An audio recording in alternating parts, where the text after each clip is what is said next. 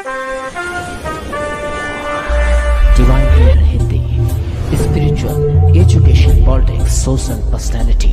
आपको श्री गोपाल नारसन का नमस्कार। डिवाइन मिरर हिंदी चैनल में आपका बहुत बहुत स्वागत है। आइए जान लेते हैं आज की कुछ खास चर्चित खबरें। कांवड़ यात्रा के दौरान मुजफ्फरनगर के गांव मोहम्मदपुर माफी निवासी फरमानी ने हर हर शंभू शीर्षक से एक ऐसा शिव भजन गाया कि लोग इस भजन के दीवाने हो गए। इस भजन को अभी तक 4 लाख से अधिक लोग YouTube पर देख चुके हैं, लेकिन शिव भजन गाने पर कुछ उलेमा फरमानी से खफा भी बताए जा रहे हैं।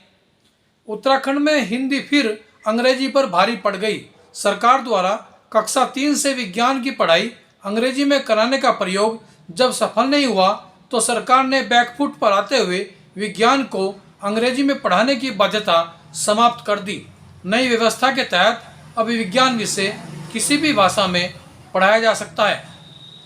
रतलाम मेडिकल कॉलेज के छात्रों को रैगिंग के नाम पर लाइन में खड़ा करके थप्पड़ मारे जाने का वीडियो वायरल होने के बाद आरोपी 7 छात्रों के विरुद्ध मुकदमा दर्ज किया गया है। मामले की शिकायत वार्डन अनुराग जैन की द्वारा दर्ज कराई गई है।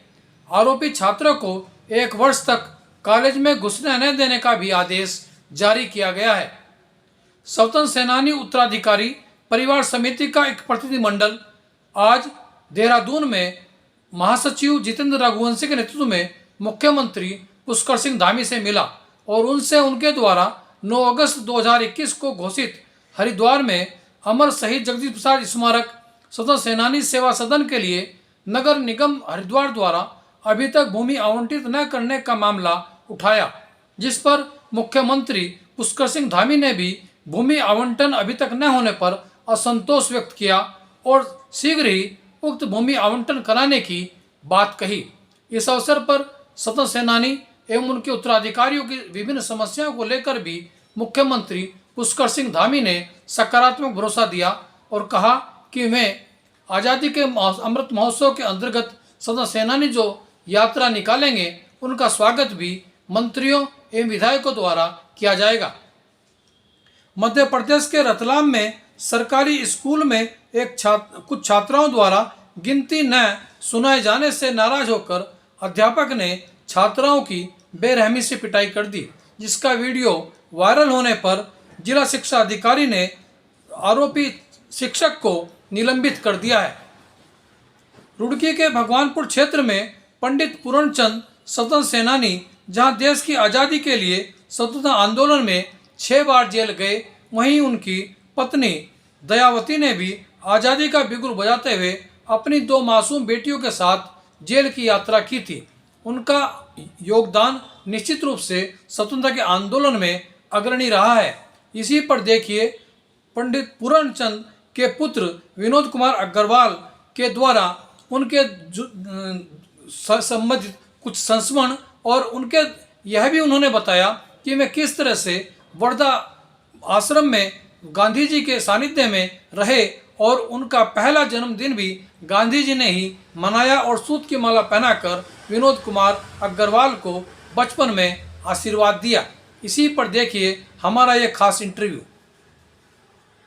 नमस्कार, डिवाइन मेरे हिंदी चैनल में आपका बहुत बहुत स्वागत है। आज हमारा सौभाग्य है कि आज हम सहारनपुर में श्री विनोद अग्रवाल जी के घर पर हैं। विनोद अग्रवाल जी जो महान स्वतंत्रता सेनानी हुए हैं, पंडित पूर्णचंद जी और माँ दयावती उनके आप सुपुत्र हैं। और पंडित पूर्णचंद जी को जानते हैं सभी हैं कि वो 6 बार स्वतंत्रता के आंदोलन में जेल रहे हैं। माता दयावती भी अपनी 2 पुत्रियों के साथ जेल में रही हैं। स्वतंत्रता का आंदोलन में उनकी महती भूमिका रही है और इसी कारण आज हम आज़ादी की सांस ले रहे हैं।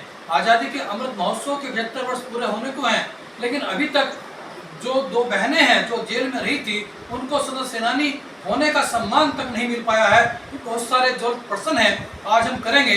विनोद अग्रवाल जी, आपका बहुत स्वागत है डिवाइन मेरे हिंदी चैनल में। तो मैं पूछना चाहूँगा कि जो पिताजी हैं वो MLC भी रहे हैं, माता जी MLC रही हैं और 6 बार वो पूर्णचंद जी जेल में रहे हैं। जी, किस तरह का स्वतंत्रता आंदोलन में उनकी भूमिका रही? वो गांधी जी के साथ रहे हैं और गांधी जी के वर्धा आश्रम में मेरे माता जी और पिताजी दोनों ने कार्य किया है और उनको 25-25 रुपये वहाँ से स्टाइपेंड भी मिलता था जीवन यापन करने के लिए।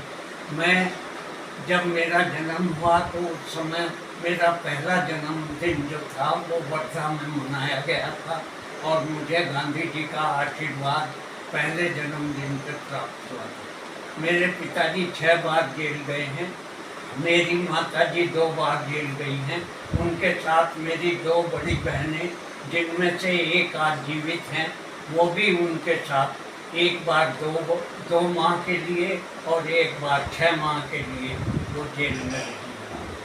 मेरा सौभाग्य कि वर्धा आश्रम में मुझे भी प्रवास करने का अवसर मिला और मैंने वो साक्ष्य देखे हैं वहाँ पर कि किस तरह से गांधी जी के आश्रम में गांधीवाद था, किस तरह से स्वदेशी का अलग वहाँ पर जगाई जाती थी। और आपका जन्म ही वहाँ पर, आपका पहला जन्मदिन वहाँ पर मनाया गया और बताते हैं कि आपको सूत की माला गांधी जी ने खुद पहनाई, आपको गोद में लिया, आपको खिलाया। निश्चित रूप से बहुत सौभाग्यशाली हैं आप कि आपको गांधी जी अगर आशीर्वाद दे रहे हैं तो निश्चित रूप से बहुत बड़ी बात है। मैं पूछना चाहूंगा कि जो स्वप्न आजादी का देखा था क्या वो पूरा हो पाया? पहले तो नहीं हो पाया था, लेकिन अब मोदी जी के सौजन्य से काफ़ी कुछ उसमें सुधार हो रहा। नहीं, किस तरह का सुधार मानते हैं आप?